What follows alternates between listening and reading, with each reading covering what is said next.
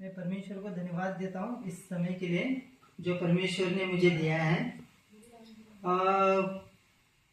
हम लोग गए टाइम में आप लोगों को बताया था कि वचन के बारे में कि वचन में चलना बहुत ही जरूरी है। और परमेश्वर का वचन जो है हमारे जीवन में क्या करता है, कार्य करता है, हमें संभालता है, हमें लेके चलता है जीवन में आगे। हमारे परिस्थितियों के ऊपर वो हमें सामर्थ्य देता है। परमेश्वर का जो वचन है वो हमें मार्ग दिखाता है। अभी परमेश्वर के वचन के द्वारा हमें क्या मिलता है, जीवन मिलता है। और परमेश्वर के वचन के ही द्वारा क्या होता है, परमेश्वर का जो भय है, पवित्र भय है, वो हमारे अंदर आता है। पवित्र भय के द्वारा ये जो हमारा जीवन है वो चलता है, वो परमेश्वर लेने लगता है। बाद में क्या होता है, परमेश्वर की आज्ञाओं पे चलना हमें हमारा जो आदत है वो हो जाता है। हम लोग आज का वचन देखेंगे भजन संहिता चैप्टर 128 में। यहाँ पे क्या लिखा है, अगर हम लोगों को आशीषित होना है, अगर हम लोगों को परमेश्वर की स्वभाव के बारे में या उसमें चलना है, अगर हमारे घर में प्रॉस्पेरिटी या जो कुछ भी है, अगर हम लोगों को अधिकार रखना है, वचन लेने के बाद में, वचन सुनने के बाद में, उसको उसके अनुसार चलने के बाद में, उसके पढ़ने के बाद में हम लोगों को क्या करना है। वचन 1 में लिखा है, भजन संहिता 128 वचन 1 में, क्या ही धन्य है हर एक जो यहोवा का भय मानता है और उसके मार्गों पर चलता है। जब हम लोग परमेश्वर के वचन को लेते हैं, उसको पढ़ते हैं, उसका अध्ययन करते हैं, बाद में क्या होता है, हमारे अंदर परमेश्वर का भय आने लगता है। जब परमेश्वर का भय आता है तब हम लोग क्या करते हैं, परमेश्वर के मार्गों पे चलने लगते हैं। परमेश्वर का भय ही क्या है, हमें उसके मार्गों पे चलने के लिए हमें सहायता और मदद करता है। जब एग्जाम्पल के लिए मैं आप लोगों को बताता हूँ कि अभी मेरा बेटा है, समझो वो मेरा भय मानता है, तो वो क्या करेगा, जैसा मुझे चाहिए, जैसा अगर उसको पता चलेगा कि बाबा ये चीज इसको मेरे पापा को अच्छा नहीं लगता है, तो वो करने नहीं जाएगा, क्योंकि इसके अंदर भय रहता है। वैसे ही अगर हम लोग परमेश्वर का भय, पवित्र भय, ऐसा नहीं कि वो मतलब वो मुझे मार देगा या उस तरह का नहीं, एक पवित्र, एक रिस्पेक्ट का जो भय जब परमेश्वर का हमारे अंदर आता है, तभी क्या होता है, हम लोग उसके मार्गों पे चलने लगते हैं। और परमेश्वर के मार्गों पे चलना बहुत ही जरूरी है, क्योंकि परमेश्वर का स्वभाव ही है उसके वचनों पे चलना, उसका परमेश्वर का पवित्रता में चलना, वो परमेश्वर का स्वभाव है। उसके बाद में जब हम लोग परमेश्वर के मार्गों पे चलते हैं, तभी क्या होता है, वचन 2 में, तू अपनी कमाई को निश्चय खाने पाएगा, तू धन्य होगा और तेरा भलाई होगा। उसके बाद में क्या होता है, पहले जब हम लोग परमेश्वर का भय मानना है, उसके मार्गों पे चलने लगते हैं, उसके बाद में जो ब्लेसिंग है वो हमारे जीवन में आने लगती है, डे बाय डे आने लगती है। हम लोग जो कुछ भी काम करते हैं, आप लोग महीने को 10,000 कमाओ, 20,000 कमाओ, पर परमेश्वर क्या करता है, आपको उसमें क्या देने लगता है, ब्लेसिंग देने लगता है, आपको उसमें उन्नति देने लगता है, आपको उसमें बढ़ाने लगता है। आपको करोड़ों से लाखों से कमाने की जरूरत नहीं है, परमेश्वर उसमें से ही आपको ब्लेस करने लगता है। कब, जब आप परमेश्वर का भय मानते हो, उसके मार्गों पे चलने लगते हो, परमेश्वर को अपना आधार मानते हो, उसको अपना लाइफस्टाइल बनाते हो, तब।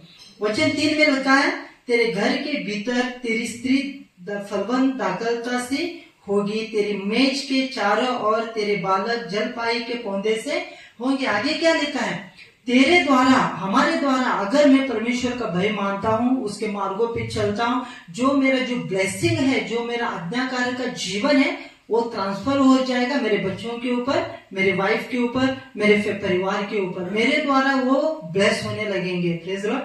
तो आपको क्या करना है, परमेश्वर के भय को मानना है, उसके मार्गों पे चलना। तो परमेश्वर का भय मानना ही क्या है, परमेश्वर के मार्गों पे चलना है। Praise the Lord. परमेश्वर का वचन क्या कहता है, परमेश्वर का भय मानना बुद्धि का फाउंडेशन है। Praise the Lord. जब हम लोग परमेश्वर का भय मानते हैं, तभी बुद्धि हमारे अंदर क्रिएट होने लगती है। गए टाइम भी मैंने आपको बताया था, अगर कोई किसी का माइंड नहीं चलता है, अगर उसको लगता है कि मैं हर एक चीज में कमजोर हूँ, तो परमेश्वर का वचन पढ़े, क्योंकि वो परमेश्वर का वचन आपको बुद्धिमान बनाता है, परमेश्वर का भय क्रिएट करता है अपने अंदर।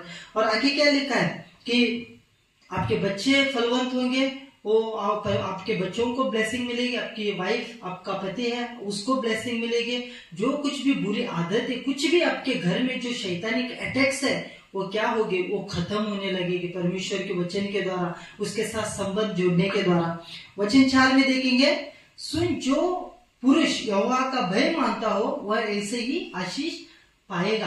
खास करके मैं बताना चाहता हूँ पुरुषों के लिए, जो आदमी लोग हैं उनके ऊपर बहुत रिस्पॉन्सिबिलिटी रहती है परमेश्वर के वचन पे चलना।